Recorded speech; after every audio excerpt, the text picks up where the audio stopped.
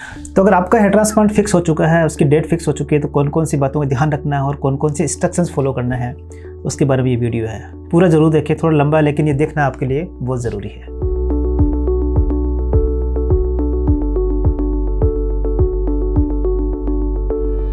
Hello दोस्तों, मैं हूं डॉक्टर जहांगीर और आज हम बात करेंगे हेयर ट्रांसप्लांट से पहले किन किन बातों का ध्यान रखना है, कौन कौन सी बातों का आपको फॉलो करना है। क्योंकि हेयर ट्रांसप्लांट सर्जरी का जो तैयारी होती है रफली 1 से 2 सप्ताह पहले होती है, और किन किन बातों का स्पेशली आपको ध्यान रखना है जिससे कि आपका जो सर्जरी का जो आउटकम है वो काफ़ी अच्छा आए। तो इस वीडियो को हम इस तरह से डिवाइड करेंगे कि 1 वीक पहले क्या तैयारी करनी है आपको, डे बिफोर सर्जरी क्या तैयारी होगी, और आपका डे 1 या जिस दिन आपका सर्जरी होगा उस दिन आपको क्या तैयारी करनी है। तो 1 वीक पहले आपको क्या करना है कि आपको अपने आप को मेंटली और फिजिकली थोड़ा प्रिपेयर करना पड़ेगा। ओके, बिकॉज ये थोड़ा सा लंबी चलने वाली सर्जरी है और काफ़ी क्वेश्चंस होते हैं आपके दिमाग में। तो इन चीज़ों को, जो क्वेश्चंस हैं उनको, आपको डाउट्स हैं उनको क्लियर करना पड़ेगा। तो बेसिकली आपको मेंटली प्रिपेयर होने के लिए सबसे पहले डॉक्टर से बात करनी पड़ेगी। सारी बातें जो भी हेयर ट्रांसप्लांट के बारे में डाउट्स वगैरह हैं, जो फियर है, उसको बाहर निकालना पड़ेगा। ओके, बिकॉज ये सर्जरी बड़ी सर्जरी नहीं है, बेसिकली ये एक स्मॉल सर्जरी है। कह सकते हैं कि मिनिमली इन्वेजिव सर्जरी है लेकिन लंबी चलती है। तो लॉन्ग सर्जरी है लेकिन इसे not kind of a deep surgery. तो आप अपने मन में जो भी इस तरह का कोई डाउट हो, कोई फियर हो, तो ज़रूर आप दिमाग से निकाल दीजिए। ओके, तो इसके लिए आपको डॉक्टर से अच्छे से बात करनी पड़ेगी।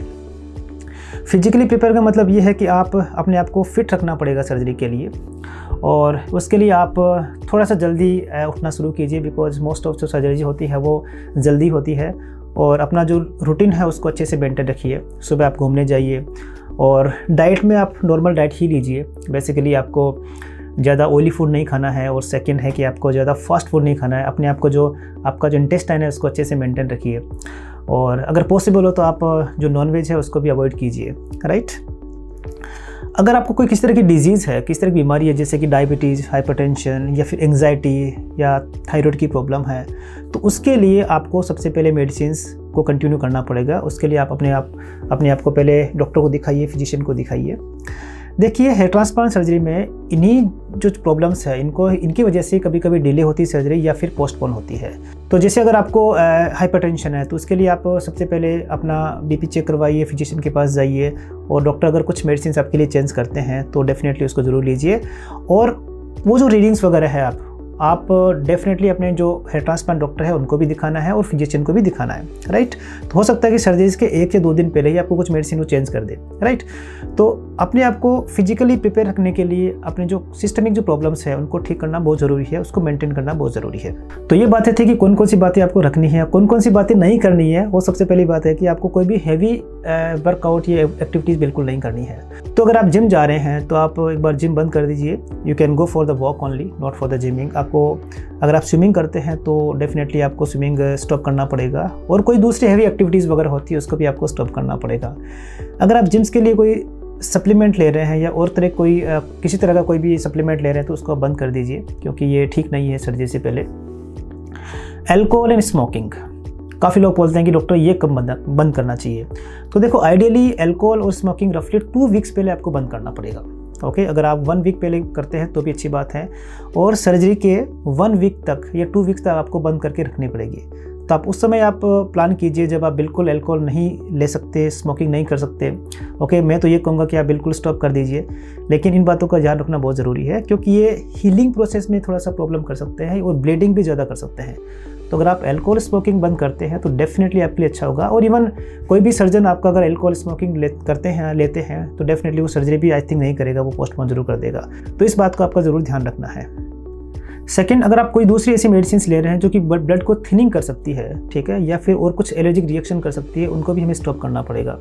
जितने भी पेन किलर्स वगैरह होती है वो ब्लड को थिनिंग करती है। तो अगर आपको कोई पेन या फीवर होता है तो आपके हेयर ट्रांसप्लांट सर्जन से बात करना जरूरी है कि हो सकता है कि आपको पेन एंड फीवर के लिए कोई दूसरी मेडिसिन दे दें, क्योंकि ये मेडिसिन ब्लड को थिनिंग करती है, और हो सकता है कि सर्जरी के दौरान थोड़ा ज़्यादा ब्लीडिंग हो, ठीक है, होने का चांसेस में रहता है। तो अपने मन से कोई मेडिसिन मत लेना। और दूसरी बात है कि आपको इन चीज़ों के लिए स्पेशली आपको हेयर ट्रांसप्लांट सर्जन से बात करके रखनी पड़ेगी। कभी कभी डॉक्टर होते हैं जो कुछ इन्वेस्टिगेशंस करते हैं 1 वीक पहले।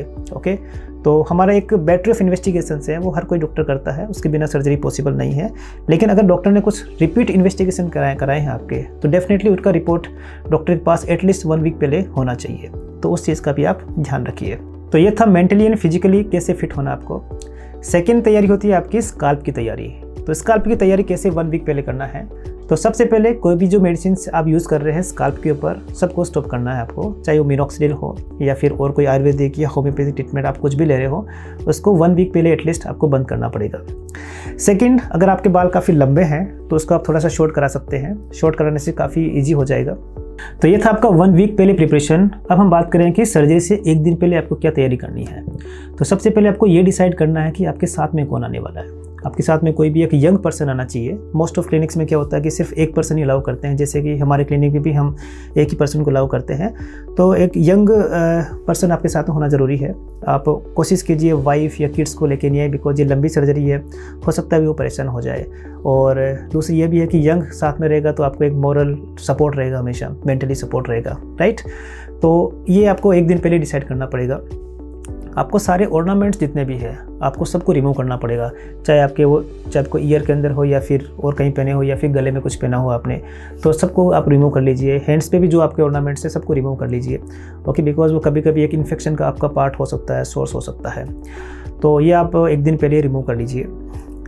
डॉक्टर आपको 1 दिन पहले मोस्टली कुछ मेडिसिन लेने के लिए बोलेंगे, ओके। तो वो मेडिसिन आपको अच्छे से रेगुलरली लेना है। तो उनमें से मोस्टली एक एंटीबायोटिक होती है, एक एंटी एग्जैक्टिव मेडिसिन हो सकती है या फिर एंटी एलर्जिक मेडिसिन हो सकती है। तो मेडिसिन आपको कैसे लेनी है वो आपको अपने सर्जन से बात करनी पड़ेगी, ओके। मोस्ट ऑफ टाइम हम एंटीबायोटिक देते हैं, वो 3 टाइम लेनी होती है या 2 टाइम लेनी होती है, और एंटीबायोटिक मोस्टली खाना खाने के बाद ही लेना होता है, राइट। तो इसका आप ज़रूर ध्यान रखिए। और हाँ, अगर आपने बियर्ड लंबी रख रखी है तो उसको भी आप कट कर सकते हैं, ताकि ये जो एरिया होता है, जो स्काल्प, आपका फेस, ये वाला एरिया हम पूरा क्लीन करते हैं, ओके। तो अगर हमारे पास में ये सारी चीज़ें कम होगी तो डेफिनेटली हमारा इन्फेक्शन होने का चांसेस बहुत कम होगा, राइट। और अगर पॉसिबल हो आपके लिए तो 1 दिन पहले आप डॉक्टर से मिल भी सकते हैं, ताकि आपको एक बार मॉरल बूस्टअप मिल जाए, राइट। और खाना आपको नॉर्मल खाना लेना है। और इवनिंग में क्या करोगे कि आपको नेक्स्ट डे की तैयारी करनी है, सारे मेडिकल रिकॉर्ड्स वगैरह है आपको एक साथ रखने हैं, कौन कौन से क्लोथ्स आपको पहन के जाने हैं वो एक बार आप साइड में रख लीजिए, राइट।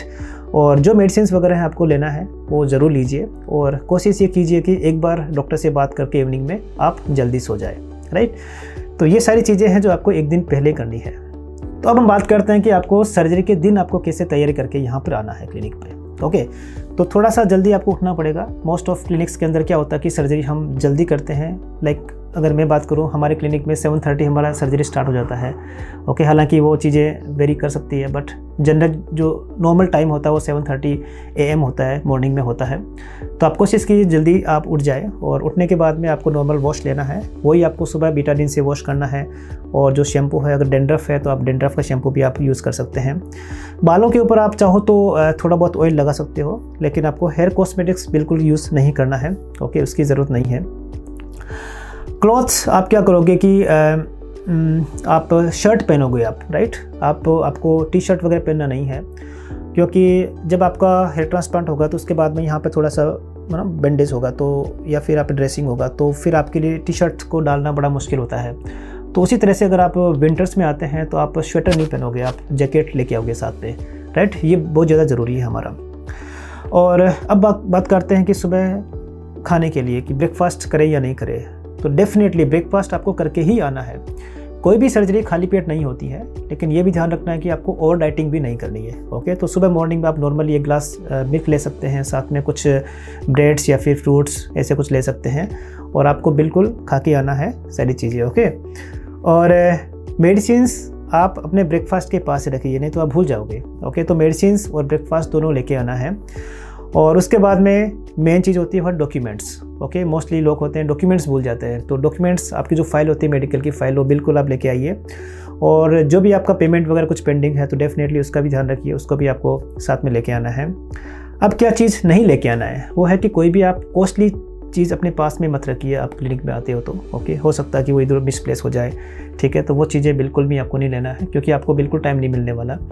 तो आप इन चीज़ों को बिल्कुल भी लेके नहीं आओगे क्लिनिक में, ओके। तो आते समय आप क्या करोगे कि आप बाइक वगैरह यूज़ नहीं करोगे। आप कोशिश कीजिए या तो आप बस या मेट्रो आप पकड़िए, या फिर अपना जो प्राइवेट कार है वो आप यूज़ कर सकते हो। कार आप खुद यूज़ नहीं करोगे, चलाओगे नहीं, ओके। आप कोशिश कीजिए आपका फ्रेंड या आपका जो ब्रदर है वही चलाए।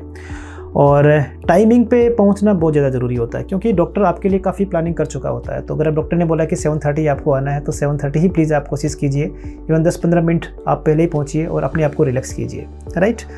और यहाँ पहुँचने के बाद में, क्लिनिक में पहुँचने के बाद में आपको क्या करना होता है, सबसे पहले अगर कुछ सिस्टमिक प्रॉब्लम्स वगैरह होती है, जैसे कि डायबिटीज़ या हाइपरटेंशन या किसी तरह का और कुछ प्रॉब्लम होता है, तो उसके लिए हमें सबसे पहले इन्फॉर्म करना होता है, ओके, कि डॉक्टर हाँ मुझे डायबिटीज़ था और ये बताइए ये मेरी रिपोर्ट्स हैं और मेरे सबसे पहले आप ब्लड शुगर चेक कर लीजिए। अगर मुझे बीपी है तो डॉक्टर सबसे पहले मेरा बीपी चेक कर लीजिए, ओके। हालांकि सारे डॉक्टर आपको पता रहेगा, लेकिन फिर भी ये चीज़ें स्पेशली आपको डॉक्टर को ज़रूर बतानी है।